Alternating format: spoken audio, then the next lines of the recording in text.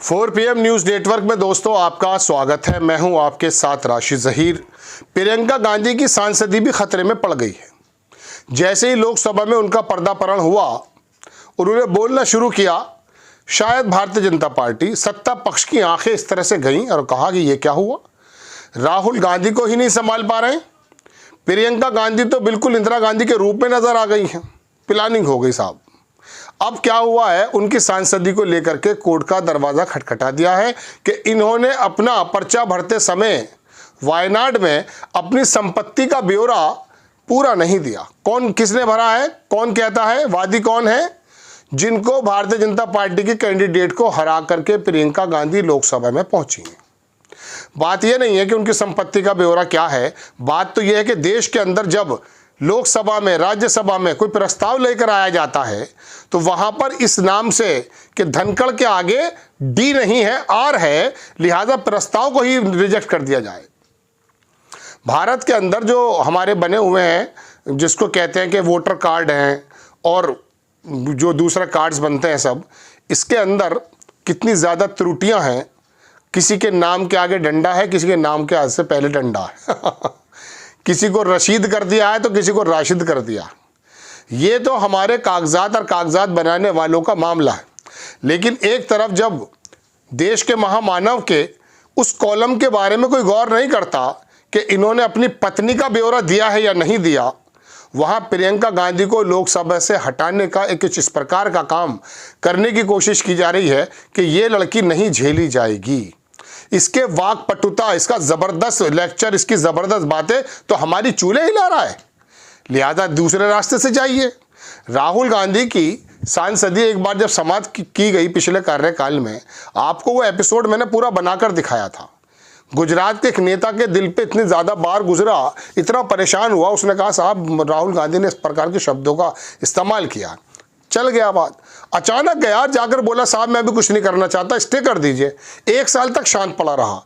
जैसे राहुल गांधी ने लोकसभा में आकर के अडानी के परखच्चे उड़ाए, उसके अंदर सिंकारा भरा और उस अदालत में पहुंच गया और स्टे को कैंसिल कराकर वापस आ गया। 1 ही महीने पहले वहां एक जज आया, 1 महीने पहले उसने 1 महीने में सारी प्रक्रियाएं इतनी तेजी से शुरू की कि लगा ऐसा सिंकारा का ड्राम पी कर आया। सिंकारा है, दुनिया की सारी अदालतों को पीछे करते हुए 1 महीने के अंदर अंदर राहुल गांधी की सुनवाई, राहुल गांधी की पेशी, राहुल गांधी की सजा हो गई। 2 साल की सजा, 1 दिन भी कम नहीं, इतनी ही सजा हो सकती थी। 2 साल 1 दिन की सजा नहीं हो सकती थी, पूरे 2 साल 365 दिन। और उसमें क्या हुआ, फिर वहां पर भी सिंकारा का मामला देखा गया। बहुत तेजी से घर छीन लो, बहुत तेजी से सदस्यता ले लो। अब प्रियंका गांधी पर आए। मैं खबर सुना देता हूं आपको दोस्तों। पहले आप देखेंगे कि प्रियंका गांधी को रास्ते से हटाना इन द सेंस कि किस प्रकार से उनको लोकसभा में दोबारा से गरजते हुए ना देखा जाए, ये काम किया जा रहा है। और कौन कर रहे हैं? भारतीय जनता पार्टी के कैंडिडेट। प्रियंका गांधी की सांसदी खतरे में, छिन जाएगी लोकसभा की सदस्यता। बीजेपी नेता ने केरल हाईकोर्ट का दरवाजा खटखटाया। क्या है पूरा मामला? लंबी खबर है लेकिन आपको मालूम है, मैं बहुत कम शब्दों में आपको बताऊंगा। वायनाड लोकसभा सीट से कांग्रेस की सांसद प्रियंका गांधी की सदस्यता पर खतरा मंडराने लगा है। वायनाड लोकसभा सीट से उनकी जीत को चुनौती देते हुए बीजेपी नेता नव्या हरिदास ने केरल हाईकोर्ट का दरवाजा खटखटाया। क्या कहा है? आरोप है कि बीजेपी के टिकट पर ये नव्या हरिदास ने वायनाड से बीजेपी के टिकट पर प्रियंका गांधी के खिलाफ चुनाव लड़ा था, लेकिन वो प्रियंका गांधी से बहुत कम वोटों से 5,12,399, दोबारा सुनो, 5,12,399 वोटों से हार गई। वो सीपीआई के सत्यन मोकेरी के बाद, सीपीआई के बाद भी नंबर आया इसका बीजेपी का, तीसरे स्थान पर रही। केरल हाईकोर्ट के समक्ष अपनी याचिका में हरिदास ने तर्क दिया कि गांधी ने अपना नामांकन पत्र दाखिल करते समय उनके और उनके परिवार के स्वामित्व वाली विभिन्न संपत्तियों के बारे में महत्वपूर्ण जानकारियां छिपा दी थीं। मतदाताओं को गुमराह करने का आरोप लगा दिया है जनाबे वाला। प्रियंका तीसरे नंबर पे 5 लाख, 5.5 लाख, 5.25 लाख वोटों से हारी हो। कितने मतदाताओं को उन्होंने गुमराह कर दिया? गांधी ने मतदाताओं को पसंद को प्रभावित करने के इरादे से मतदाताओं को गुमराह किया, गलत जानकारी दी, अंधेरे में रखा। याचिका में यह भी आरोप लगाया कि उन्होंने कई मौकों पर मतदाताओं पर अनुचित प्रभाव डाला, कानून का उल्लंघन किया।